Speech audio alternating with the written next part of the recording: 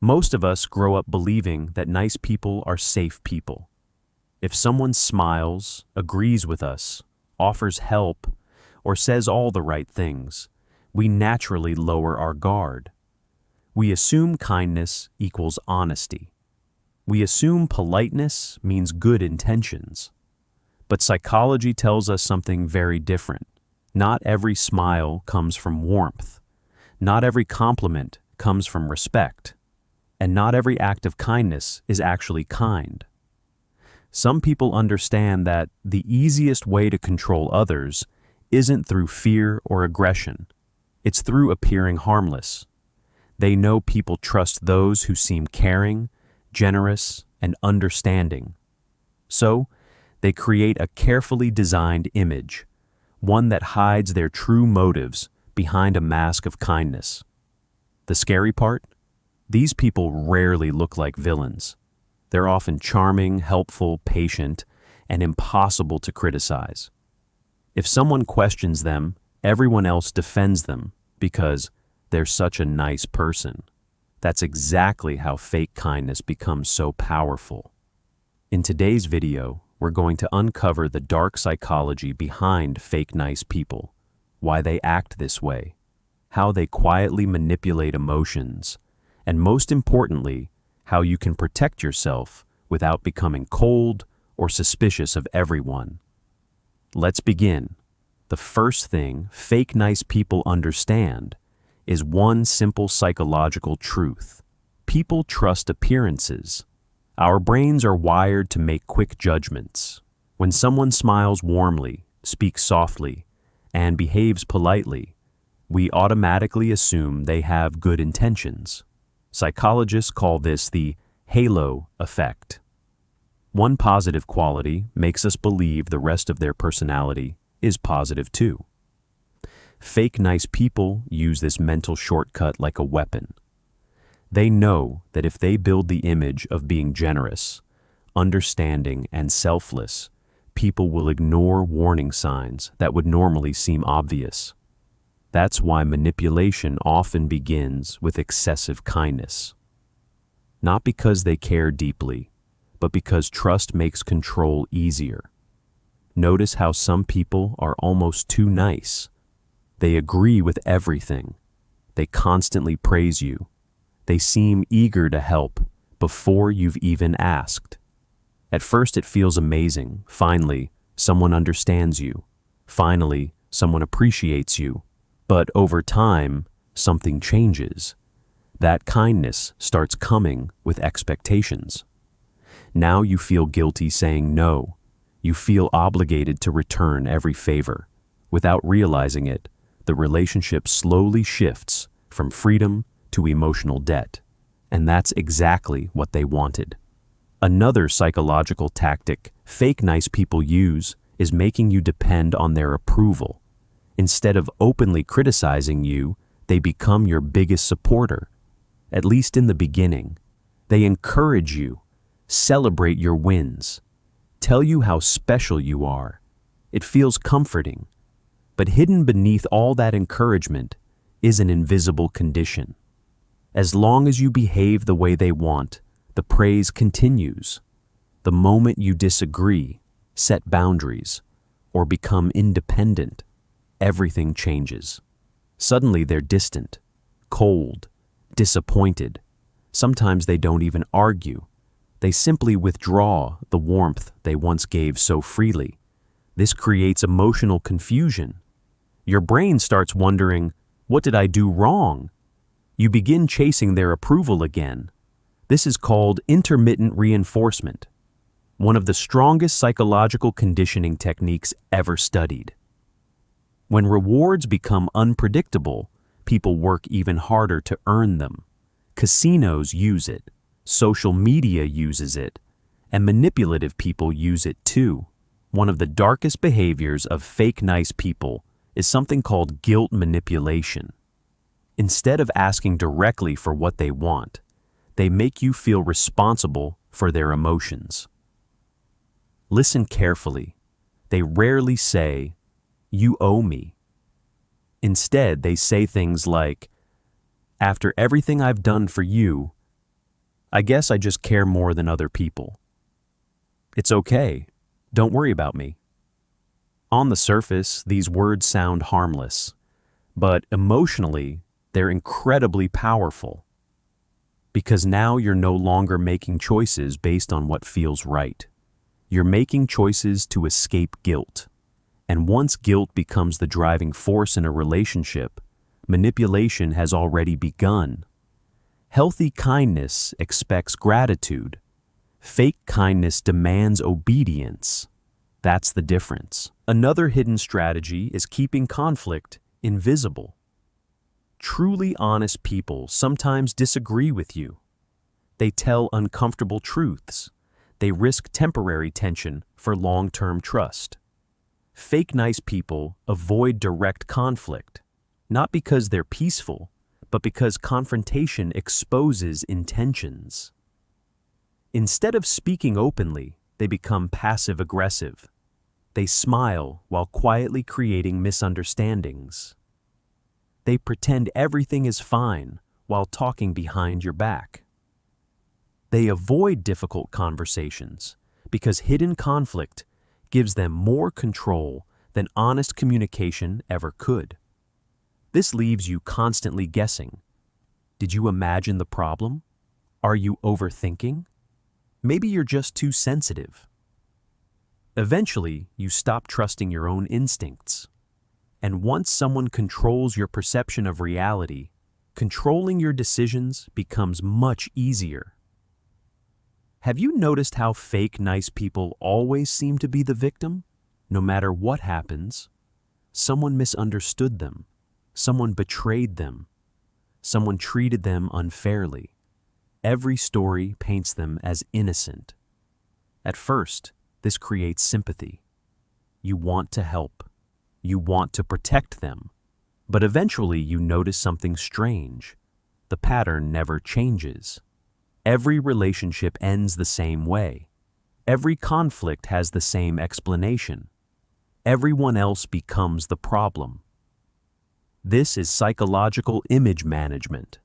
By constantly appearing innocent, they avoid accountability. If people see them as the victim, nobody questions their behavior. It's an incredibly effective defense mechanism. Because once emotions take over, logic usually disappears. Here's another tactic that's easy to miss. Fake nice people often become experts at reading emotional weaknesses.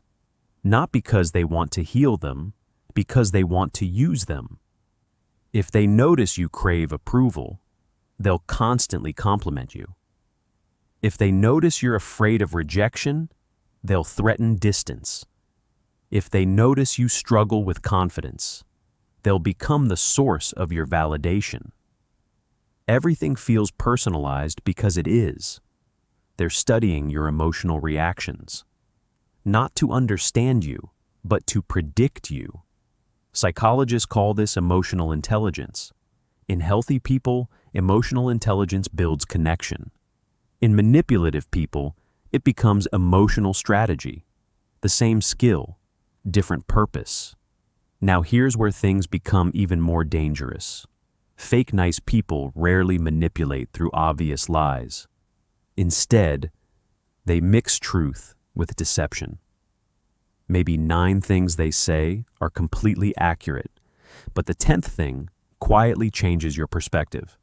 Because most of what they say feels true, your brain accepts the false part without questioning it. This technique works because trust isn't built through perfection. It's built through consistency. And once someone earns your trust, your critical thinking naturally relaxes. That's why emotional manipulation often happens gradually, not overnight. Tiny moments, tiny favors, tiny comments, tiny guilty feelings, until one day you realize you're living according to someone else's expectations instead of your own. Let's talk about something most people never notice. Fake nice people hate strong boundaries, not because boundaries are rude, because boundaries reduce control. The moment you start saying, "No, I need time. I disagree. I'm not comfortable with that. Their personality often changes. Suddenly, you're called selfish, cold, ungrateful, difficult. Notice something? Your boundary becomes the problem, not their behavior. This is one of the clearest signs you're dealing with manipulation instead of genuine kindness. Healthy people respect limits. Controlling people challenge them. Every single time. There's another psychological reason fake kindness is so effective. Most people want to believe the best about others. It's comforting. It feels hopeful. Admitting someone is manipulating us forces us to question our own judgment. That's uncomfortable. So instead, we explain away the warning signs. They didn't mean it. They're just stressed. They've always been nice. They probably care. This is called cognitive dissonance. When reality conflicts with our beliefs, our minds often protect the belief instead of accepting reality. Manipulators understand this. They don't need to fool everyone. They only need to create enough doubt that you'll ignore your instincts. Eventually, fake kindness becomes exhausting, not because of what they do, but because of how you feel around them. You're constantly analyzing conversations, wondering if you upset them, trying to keep peace, trying to earn approval, trying not to disappoint. Healthy relationships don't feel like emotional exams. You shouldn't constantly feel responsible for someone else's happiness. You shouldn't fear honesty. You shouldn't lose yourself just to keep someone comfortable. Real kindness creates freedom. Fake kindness creates pressure. That's the emotional difference your intuition often notices long before your mind understands it. Here's something incredibly important. Not everyone who is polite is fake. Not everyone who avoids conflict is manipulative. Some people are simply shy. Some are naturally generous. Some genuinely enjoy helping others. The goal isn't becoming suspicious of kindness. The goal is paying attention to consistency. Real kindness stays respectful even when you disagree. Real kindness accepts boundaries without punishment. Real kindness doesn't keep score. Real kindness doesn't require control. Character isn't revealed by how someone treats you when everything is going well.